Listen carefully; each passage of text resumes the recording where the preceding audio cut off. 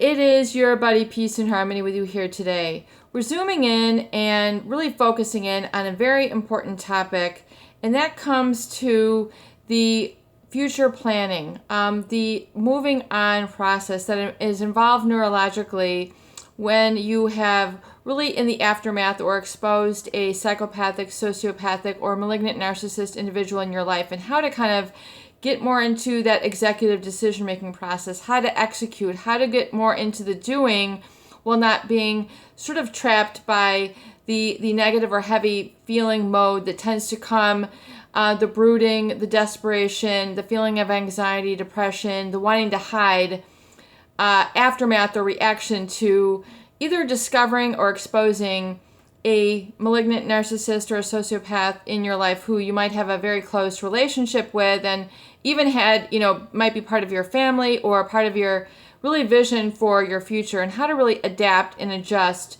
to move beyond that successfully, effectively, and efficiently. And we're all about results here at Peace and Harmony, and to save you time and pressure.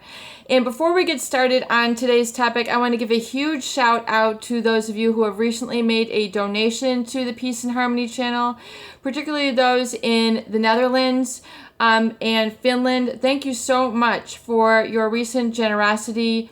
We have some wonderful viewers in the Finland area as well as the Netherlands, way out in the northern part of Europe. And I want to give a huge shout out to you, much love to you, much gratitude, and my heartfelt thanks and appreciation. I'm so happy to be able to provide a resource of knowledge and understanding all the way into the far reaches of your home there and your specific and detailed situation. Oftentimes it can be very difficult to understand and really work through successfully and efficiently. And I especially know that there is very much lack or scarce support in the healthcare system in all areas, including the United States, Finland, the Netherlands there, Chile, Brazil, all really across really the globe.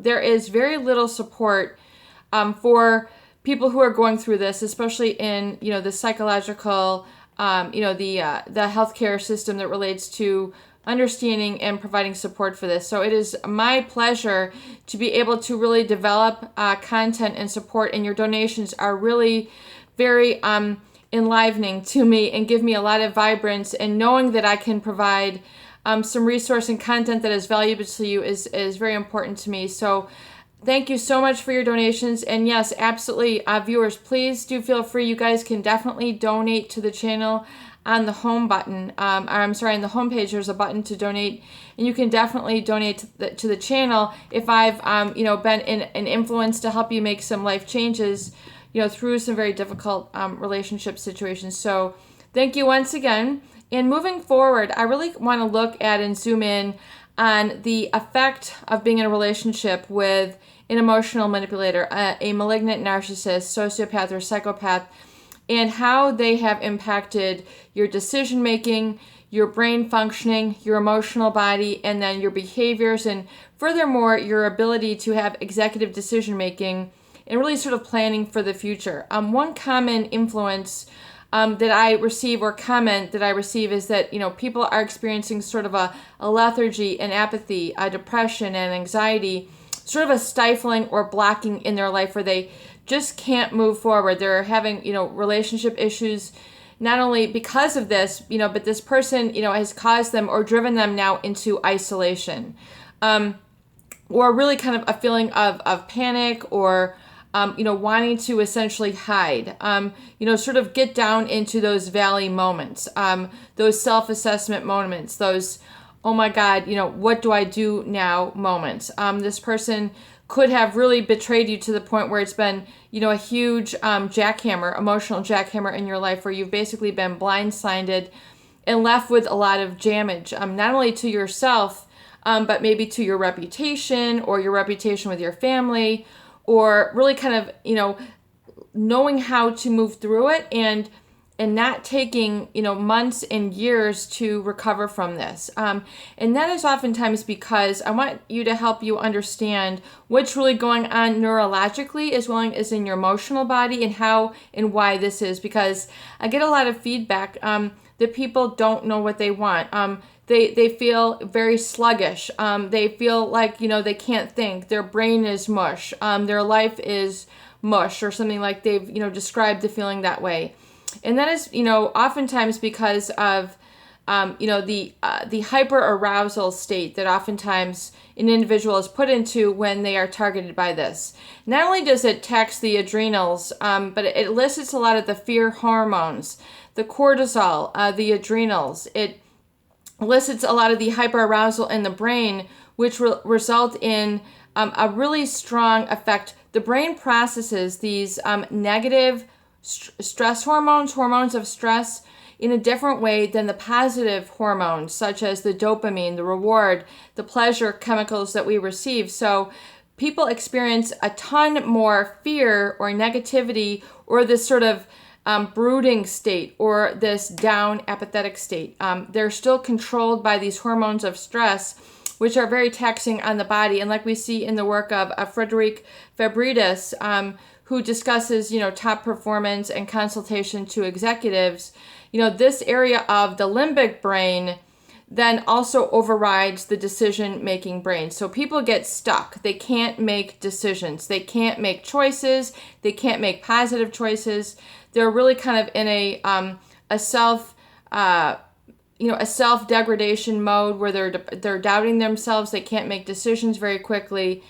And that's because really the communication between your emotions and your decision-making is really kind of truncated or shut off. It's those areas of your mind and your personality are not really working harmoniously or in sync. So the goal is to get those areas back in sync, so you can begin to kind of get into more of what I'm calling basically, or what we're calling the quantum healing field, where you're able to become in more of a positive energetic state and not so controlled by the emotional taxation or emotional, ramification that has been put in your life by an emotional manipulator, someone who essentially has violated your boundaries, elicited, way too much of these stress and fear hormones, which are now overgirding your life. And they elicit this sort of fight or flight response in the sympathetic nervous system, which, as we've covered in previous videos, but I'll go over it to you real quickly,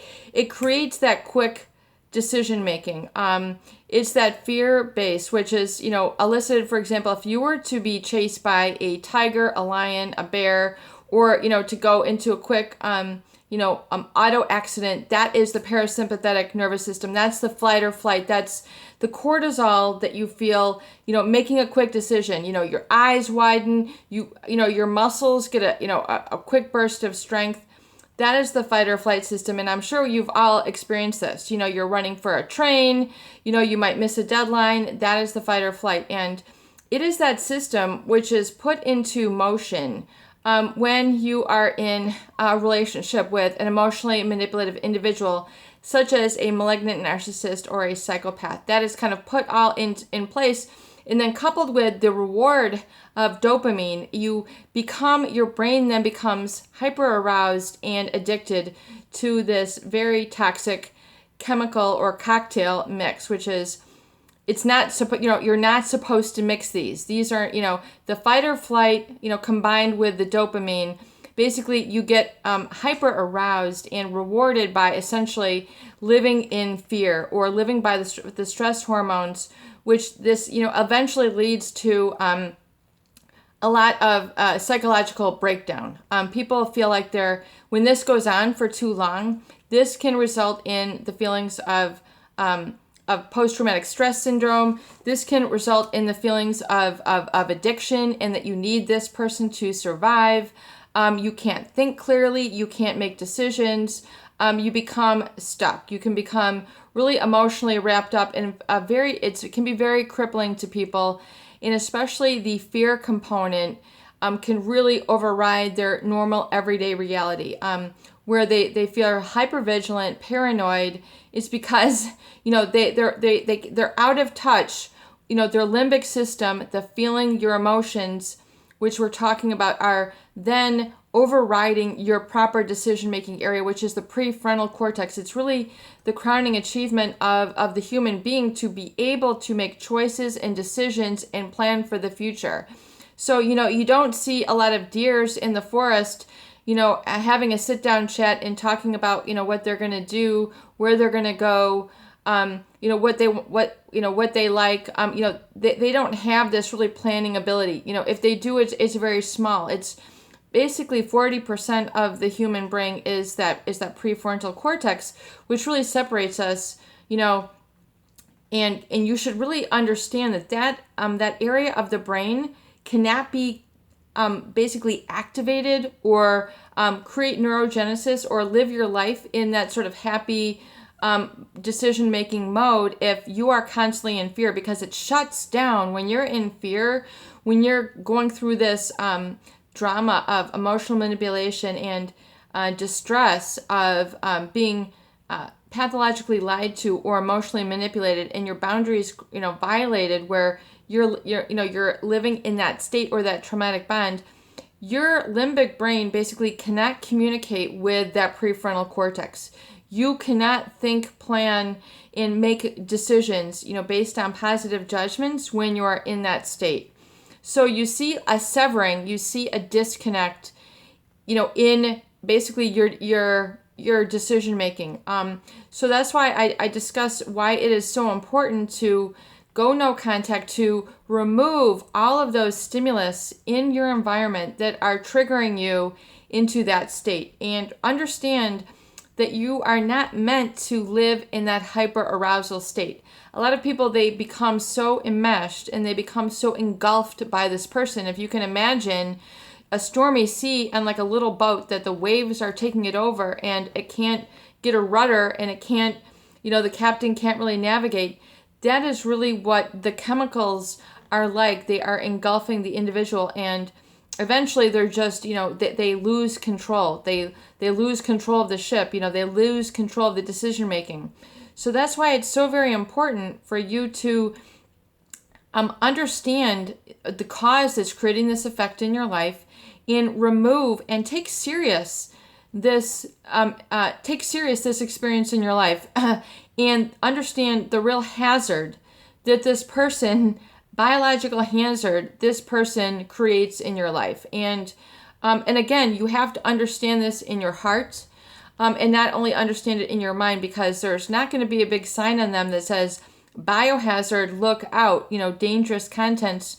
They're not walking around with this sign, on them. You have to know this, you have to learn this, you have to understand this, and furthermore, you have to calm down that limbic brain, that hypervigilance, that paranoia, that anxiety, and cease that as kind of like what you might be labeling in yourself as motivation. Or what I really want to help people understand is that that this hyper arousal, becomes then what they think is love.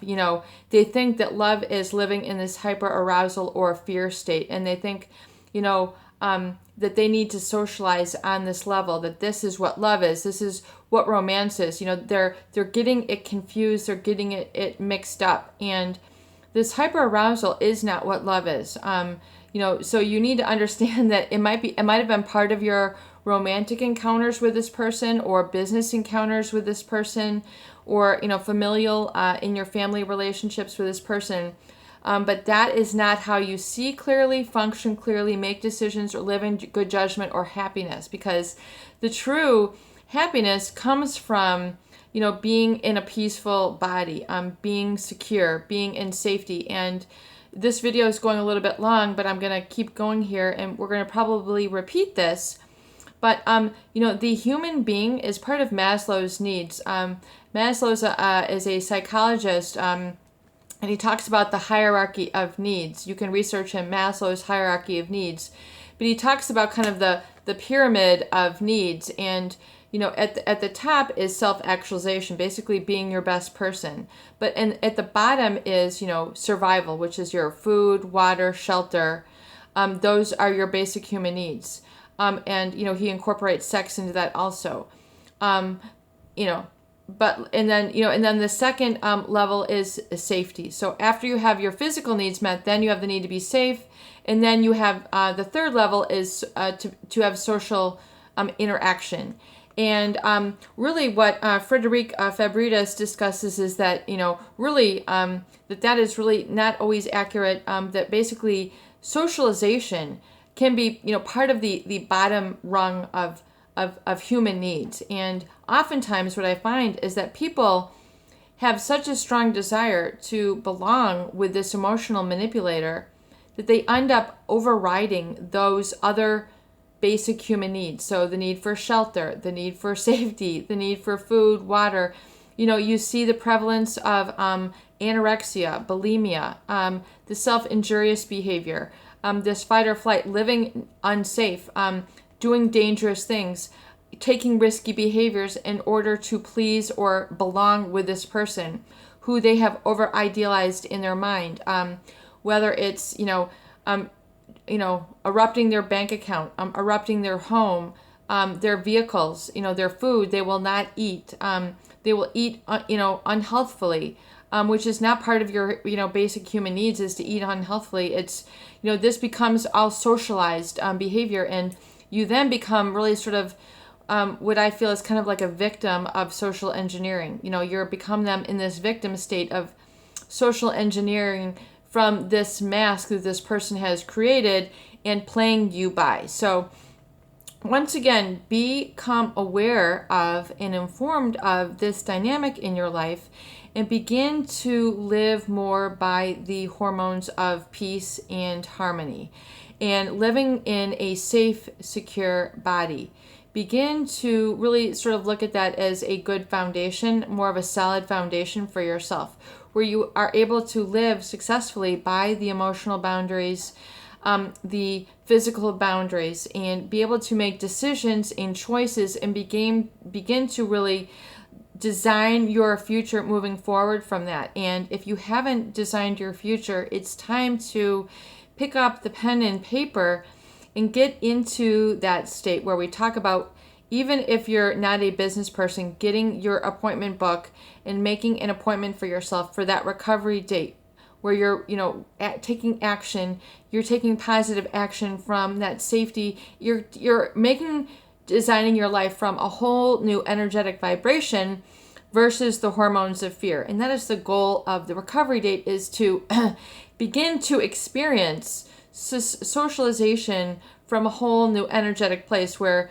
you are more at that top rung, self-actualized, self-protected, self-aware, and then furthermore attracting the positive, supportive, nurturing people who are part of that energetic field, really sort of a branch of humanity, if you will. And furthermore, surrounding yourself with those people who remind you of who you are in that manner, because that becomes your new mastermind. And that is, like in the words of W. Clement Stone, and also Napoleon Hill, Think and Grow Rich, a fabulous book if you've never read it. It was written by a gentleman, Napoleon Hill, in the 1920s and 1930s, and he talks about how he has really studied a lot of the forefronts of business, including, in the industrial age, the age of steel, the Andrew Carnegies of the world, a lot of the great business owners who started in the United States, and looking at their thought process and how they were able to develop this. And you will really learn a lot from understanding how important it is to come from this safe place, as well as surround yourself with that mastermind, even if it's 2, 3, 4, 5 people who get you, who really are supportive and are reinforcing of that positive, more executive thought decision-making process, which we are really sort of getting you into the energetic vibration of here, so that you can really solidify that in your life and begin to create a much more happy, peaceful, harmonious, and successful and vibrant life. And please do apply the tools that we discuss here so that you can see really those miracles take place, because that is how a lot of the universal law, and then the law of really sort of the human mind and the human being works, functions, and succeeds. It is peace and harmony with you here today, and I hope that these videos do help. Please share and please subscribe for more great tools, videos, discussion, and support.